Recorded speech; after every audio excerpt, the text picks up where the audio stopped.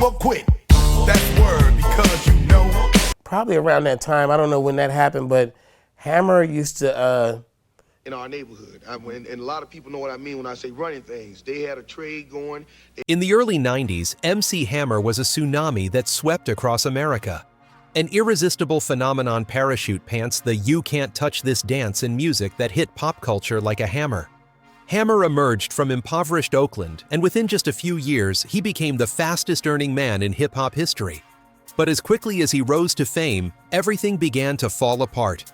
Career in a nosedive. A single contract can wipe out assets in the blink of an eye.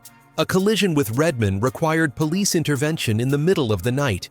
And one time, in a fit of anger, he almost turned the studio into a literal sea of fire. How can someone considered by the world to be the clown of hip-hop be seen as the most feared gangster? What makes Hammer more of a nightmare than even Suge Knight?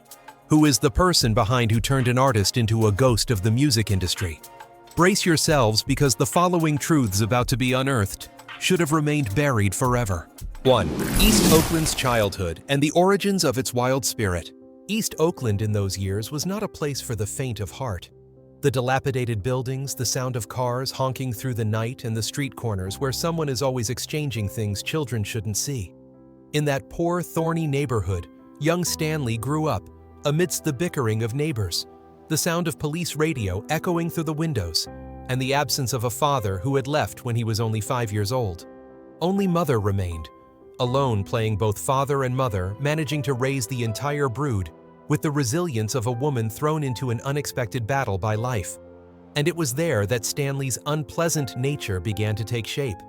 Not the aggressive type, but the kind that knows how to see the world red danger and survive.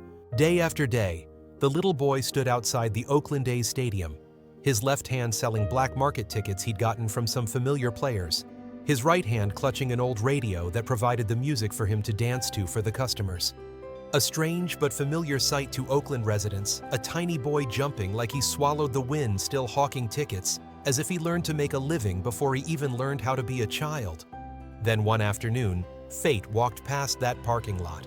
Charles Finley, the owner of the Oakland A's, stopped just because he saw something different about that little guy who was selling and jumping at the same time. In a world full of tough men, hulking players' bets, and laughter as dry as steel, Finley chose to drag Stanley into the locker room, making him a gopher from the age of 9. A child, but forced to learn how to stand out among a team of adults. There, Reggie Jackson glanced at him and then burst out laughing. "You look just like Hank Aaron. Hammer, that's your name, kid." And so the name Hammer stuck with Stanley from that moment on, a nickname born in the locker room, not in the classroom. In those years, Hammer grew up amidst the smell of sweat tips, a few secret bets, and the sound of players cursing like knives scraping against steel. That world is as hard as concrete. If you're not strong enough, or if you stray onto the wrong path, you could lose yourself before you know it. And only one thing kept him from slipping: his mother. Stanley didn't get involved in illegal business, not because those around him were gentle, but because he knew that if he took just one wrong step, his mother would be the one who suffered the most. A child who grows up in a storm, yet still holds back out of fear of breaking their mother's heart again. That is true resilience. It was from the football field, the locker room, and the surrounding slums that a different version of Hammer was forged. Someone who knew how to make money, how to network, and if necessary, how to be tough. 2.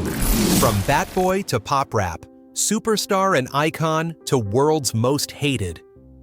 After years of running errands, washing towels, and hustling in the Oakland A's locker room, Stanley grew up and began to step off the field to find a different rhythm for his life. When he left high school, he joined the Navy, not out of a passion for the military, but because it was the only path open to a poor, disadvantaged child from East Oakland. In the barracks, Stanley met his music-loving roommate, and in the cramped space filled with the smell of soldiers' sweat, the two placed a microphone on the table and recorded their first demos. The rap verses are still rough, lacking a beat, but there's something very real: the desire to escape. After being discharged from the military, Stanley didn't go back to being a helper or selling tickets. He tried his hand at gospel music, forming the group Holy Ghost Boys, a seemingly gentle turn, but inside was someone testing where his rap voice could fit into life. The gospel gave him spirit, but not a way to live. So Hammer, now truly living up to his name, returned to what he did best: dancing, rapping, and blazing his own trail. No one gave him any money. No company trusts you. But he has friends who grew up together in the Oakland A's. Some players believe in the voice of the locker room more than the words of record companies. They lent Hammer a large sum of money enough to make a man in his 20s tremble to start a small record label called Bustin'. And from that self-made label, Hammer released Feel My Power. No radio, no MTV, no PR. Only the trunk opens every weekend, and a man dances tirelessly between the parking lot, the flea market, and the tiny clubs. And it was precisely in this way that he sold over 60,000 copies, a number that even many artists with label support wouldn't dream of. Your first audience wasn't critics, but ordinary people who bought the cassette because they believed in the energy of the guy standing in front of them. Then one night, when Hammer was performing at a club in Oakland, a dimly lit place with a beer-sticky floor and bass thumping in your chest, someone from Capitol Records was present. They saw what the whole city had seen for a long time: a performer born to be on a big stage. That night, Capitol called the company. The next morning, Hammer received a life-changing phone call. "We want to sign multiple albums. The deposit is 6 figures." Hammer recounted when he heard that amount, he didn't know how to imagine how many zeros were at the end. A boy who once sold black market tickets now stands before a contract he wouldn't have dared dream of. As soon as it was signed, Capitol requested a remake of the album. Feel My Power was edited, had tracks added, and was renamed Let's Get It Started. And that album made the whole United States know the name MC Hammer. But that was just the opening shot. By the time of Please Hammer Don't Hurt 'Em, the world was no longer Oakland, it was the global charts. You Can't Touch This exploded like a wave from radio, TV, and stadiums all the way to school parties. The signature baggy pants dance style became iconic. The tour sold out from the East Coast to the West Coast, and then the movie of the same name. Then Pepsi commercials, British Nights, Saturday morning cartoons. Hammer became America's man, an artist children loved, parents trusted, and advertising agencies pursued. But it was at that very moment that the first cracks appeared. On one hand, Hammer is the American dream: happy, clean, energetic, family-friendly, and compatible with television and commerce. He's the kind of artist Pepsi wants to put on a billboard. The stations want you because you're not dangerous. Brands want you because you make them feel safe. But for some hardcore rappers growing up in New York and Compton, that clean, fun image was off-putting. Hip-hop was transitioning from parties to real life, from happy beats to gunshots, from baggy pants to khakis and Timberlands. They don't believe someone who is too clean can represent hip-hop. For them, Hammer is more like a poster hanging in a child's room than a representative of street culture. And it was that popularity, that unimaginable success, that made him a target. Sarcastic rap lines appear. The same music videos played over and over. Rumors about being a pop rapper, a sellout, and not being real. Some rappers even see him as a symbol to mock because he's something they never want to become too famous, too commercial, too loved. Hammer was on stage at this moment with a radiant smile, and tens of thousands of spectators were cheering. But if you look closely, you'll see him standing on a fragile bridge. On one side is the love of millions of young fans, and on the other is the growing skepticism of the hardcore rap world. He went from being a bat boy picking up towels in the locker room to a pop rap superstar dominating the entire United States in just a few years. A proud journey. But behind the stage lights, the sound of something cracking had begun. And when you're a rapper making tens of millions of dollars from pop music, someone will eventually want to bring you down. 3. When the entire rap game went on the offensive. Redman, Too Short, and verbal slaps. There was a time in MC Hammer's career when the ridicule no longer came from the press or the public, but from those who shared the stage with him. And when the rap game turned to attack, things were no longer anecdotal, but became a real crack in the image of Hammer, who everyone thought was benign, pop, and unrelated to drama. But 90s game rap spared no one. It's like a playground where the brightest one gets targeted first. The first slap came from Redman. In his debut album, he included a 1-minute skit that was enough to shake the entire West Coast. Redman didn't just curse at Hammer, he also dragged Hammer's parents into it. Just one sentence, and the audience immediately understood the attitude. No respect, no value for Hammer in the hip-hop community. And they even saw him as an outsider breaking the rules of the game.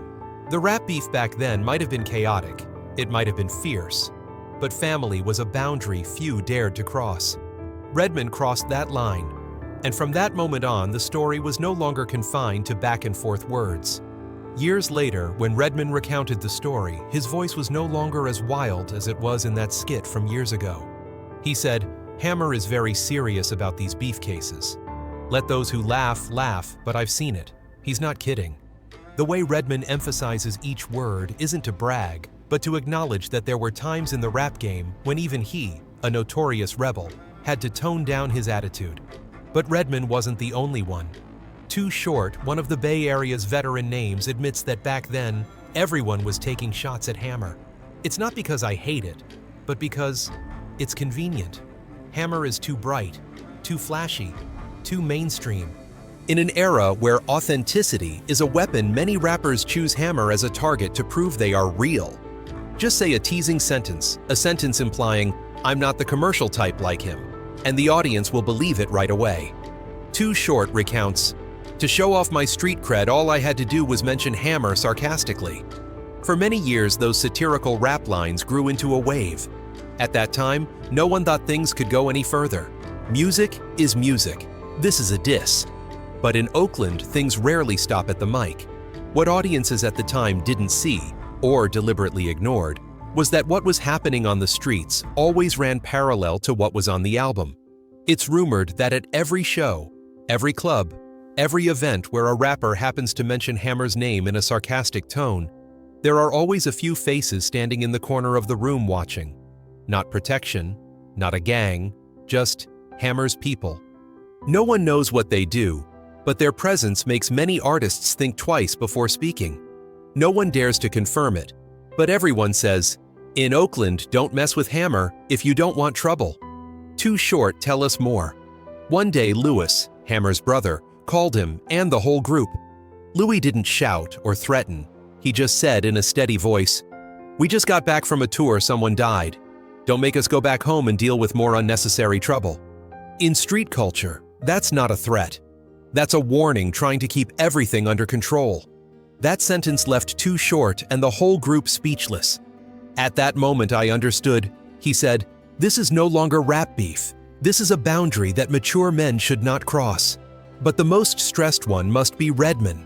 Not on the music, but the encounter afterward. Redman recounted that one day while filming Yo MTV Raps, a program that was synonymous with hip-hop at the time, Hammer approached him. No dancing, no baggy pants, no familiar smile. It was just a man in a suit, calm, standing right in front of Redman, who said, "Never mention my mother like that again. Understand? Don't raise your voice. Don't threaten to hit." But that look made Redman, who had been a troublemaker his whole life, only manage to say, "Yes, sir." In those days, it was the moment the tone shifted from mocking to tense. For the audience, rap beef is entertainment. For artists, sometimes it's a marketing tool. But for MC Hammer, a child who grew up in locker rooms where men spoke with their eyes and kept their word with actions, someone insulting his mother was never a joke. That's the only thing he doesn't allow anyone to touch. The story of Redman Too Short and the wave of peers attacking Hammer shows one thing: artists can be misunderstood, called not real, and seen as popifying hip-hop. But when his honor was dragged into the street, another instinct of Hammer's surfaced. Something very East Oakland. Not a gangster, but also not someone anyone would want to try their luck with. And all those stories, whether told lightly or half-jokingly, all lead to the same conclusion that the audience senses for themselves. This is no longer just a battle of words on the track. This is a matter that touches on ego, family, and forbidden zones, which men of any class do not allow to be insulted. But it was all just talk, until the day Redman stood right in front of Hammer on the set and realized the man in the suit didn't look anything like the baggy pants guy on MTV. 4. MC Hammer behind the scenes. I'm not kidding. Stories. There are artists who are completely different when they leave the stage. But with MC Hammer, the line between star and street man almost didn't exist. On stage, he danced like a house on fire. Stepping backstage, he was again the kind of person that everyone who met him would say the same thing about, "Don't test him." The most famous story is when Redman met Hammer at the Yo MTV Rap set. Redman was young back then, straightforward, and thought he was cool. He once had a skit on his debut album that made fun of Hammer. What seemed like just a joke in the studio unexpectedly struck a chord with the pride of a man who had grown up by the rules of the street. Redman will never forget that filming session. Hammer entered, quietly without the entourage of bodyguards people often imagine. He just walked straight up and offered his hand to shake. But what stopped Redman in his tracks wasn't the handshake, but the look in his eyes. A gaze as sharp as a blade, not angry, just full of the warning of an adult meeting a junior who has spoken out of turn. And Hammer said one thing correctly. His voice so calm, it made it even sharper. "I won't let anyone touch my mother. Do you understand?" Redman swallowed dryly. All the arrogance disappeared. The answer came out instinctively like a reflex when facing someone you know shouldn't be tested. "Yes, sir." Many years later, when recounting the story, Redman still couldn't help but add, "Hammer was no joke. Don't let the baggy pants and the dance moves fool you." That moment had no punches, no yelling. But in the hip-hop world, many consider it even more powerful than a physical altercation, because it shows that Hammer has his own rules, something Bay Area locals call the respect code. It was also because of that law that the Hit Squad group had an unforgettable night when they performed in the Bay Area. They recounted that as soon as they set foot in Oakland, they felt something strange, a sense that the city knew they were coming, and that the city was watching. It's not a threat, not a manhunt, just that warm feeling at the back of your neck that makes you stand up straighter. "Boxed in," they said. "It feels like I'm being surrounded. No one touched them. No one caused trouble. But somewhere around the street corners, cars parked a little longer than usual, or a few faces looked over and disappeared, all of which reminded them of one thing: the Bay Area was Hammer's home turf. And in the courtyard of a man respected by the entire city, all strangers must tread lightly and speak softly. There was no violence, no threats, but also no innocence. Too Short, who was once at odds with Hammer, has an even more powerful story. At that time, the two sides didn't hate each other, but they also didn't see each other as friends. Just a spark, and sometimes the whole city will heat up. Then a tour event took a tragic turn, someone died in another city. The atmosphere became as heavy as a boulder. As Too Short's crew was returning to the Bay Area, an unexpected call came in. It wasn't Hammer who called, but his brother, someone who also has a voice in the community. His voice was very calm, but every word was like being placed on the table. "We just went through a life-and-death situation. Don't bring any more trouble this way. No one here has time for these little games." That's not a threat. Those were the words of men who were tired after a major event and didn't want to add fuel to the fire. But for those in the profession, everyone understands those words come from a sense of responsibility, protecting their brothers, protecting the city, and keeping everything within acceptable limits. Too Short listened and fell silent. And from that night on, all misunderstandings and invisible shoulder bumps between the two sides gradually disappeared. No one wants to escalate. No one wants to be the reason a city is stirred up. But the most beautiful part of this story is in the following section. Years later, when things had calmed down and everyone had moved on and matured, Too Short said something that made the whole industry nod in agreement. "Hammer and his crew are my family now." That's the truth. The two sides once stood at opposite ends of the street. They once exchanged words, and they once almost came to blows. And yet, in the end, they became brothers, even recording music together. In the world of hip-hop, where egos are bigger than bass speakers, where clashes and tests of character happen every day, only those who are hard in a human sense, in a street sense, truly understand each other. And it was those very stories that made people look at Hammer with different eyes. Not a gangster in the violent or reckless sense, but the kind of old-fashioned man respectful of his mother, protective of his reputation, keeps his word, and has the whole city behind him, not out of fear, but out of respect. He didn't loudly flaunt his power or threaten anyone, but everyone knew one thing: if you crossed the line of respect, Hammer would appear, calm, composed, and say just one sentence enough to make everything stop. That's street justice. No boasting about achievements, no theatrics, no showboating. Simply put, he's not kidding. Yet the person who was willing to stand up and defend their mother on set was the one who had fallen the hardest for money and fame. 5. Money bankruptcy and becoming a national laughingstock. There were years when people said Hammer was so old that he couldn't count the money fast enough, he had to have someone else count it for him. And in fact, no one can deny that. In the 90s, when "You Can't Touch This" was still echoing in every stadium and grocery store, Hammer was rich in a way that even Hollywood had to blink at. His villa, a literal castle with over 30 bedrooms, a swimming pool as large as a mini park, a studio and a garage big enough to fit an entire fleet of supercars. He wasn't accompanied by a few assistants, but an army dancers, stylists, friends, relatives, bodyguards, drivers, chefs, technicians. Nearly 100 people in total, all paid by Hammer. His tour burns through money faster than a football team spends in a transfer window. Just the dancers' costumes and stage alone cost 6 figures each night.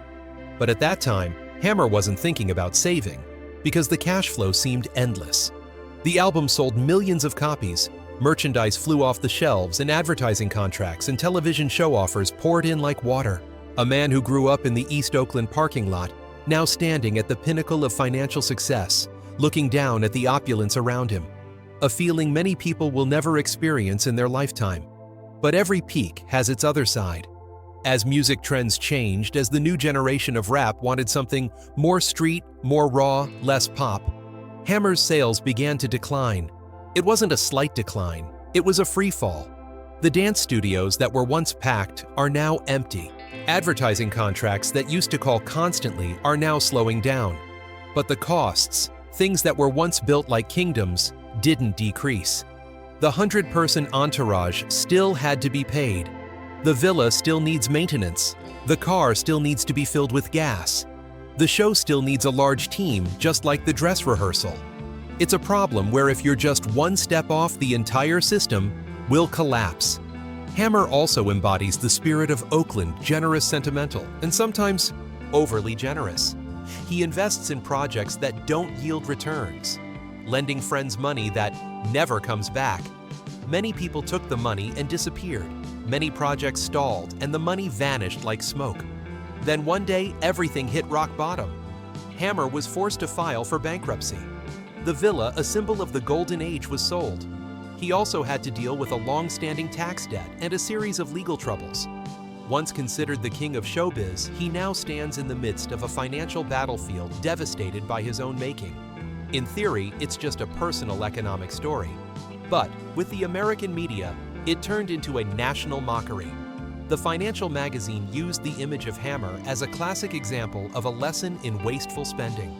Late-night shows would burst out laughing every time they mentioned him, not even bothering to hide their sarcasm. Don't spend like Hammer. Some later generation rappers who weren't contemporaries of his also used the name Hammer as a punchline, a gentle jab at the former legend. A joke, a rap, a sarcastic remark, and the image of him falling into the depths of pop culture like a character being put to the test. The most painful thing, it doesn't cost any money, but it's disrespectful. Let's remember his origins. A boy from East Oakland running among the toughest men, learning survival instincts from the unforgiving streets. Hammer was once someone the entire rap game had to reckon with, because everyone knew that behind that pop-friendly facade was a man who was not at all gentle. In real life, he wasn't the type of artist who was easily bullied. Many rappers had to avoid conflict with him because they knew he had enough influence and connections to not be messed with. And yet the very same America that once praised him is now cornering him, turning him into a symbol of financial failure. A cruel paradox: the person once respected for being tough is now being ridiculed by the entire country. And the press, as usual, didn't need to say it directly, they just showed it through images. Magazine cover with Hammer standing in front of the foreclosed mansion. The photo of him holding bankruptcy papers was brutally cropped. Some comedy shows feature actors dancing to "You Can't Touch This" while counting debt bills. Financial websites ran the headline, "How to Avoid Going Bankrupt Like MC Hammer." No need for a conclusion, no need for a judgment. The audience understands the message that the media subtly embeds. It was a painful fall in every sense of the word, from the heights of fame bathed in the spotlight to the depths where people began to laugh every time they saw you fall. For an artist who grew up in a masculine environment where honor and respect are the ultimate values, that pain is heavier than any debt. But there was one thing the whole country didn't know at the time. Even though they laughed at him, even though they mocked him, Hammer didn't give up. The financial collapse only made him take a step back, reflect on his life, and ask the biggest question any man who has lost everything must ask: what do I have left? And then Hammer chose a direction that few would have predicted. It's not about escaping into silence, no media retaliation. It's not about trying to appear rich again. He did something that stunned the entire nation, leaving audiences unsure of how to react. While the whole world was busy laughing, Hammer chose a path that surprised many returning to the church, but still carrying with him the quality of not staying silent in the face of what he believed was wrong. All data, analysis, and commentary in this video are presented based on information available at the time of production. The content is subject to change over time and should not be considered a definitive forecast. There is still so much more to explore: stories of resilience, legacy, and truth. Feel free to dive into some of our top recommended videos now appearing on your screen.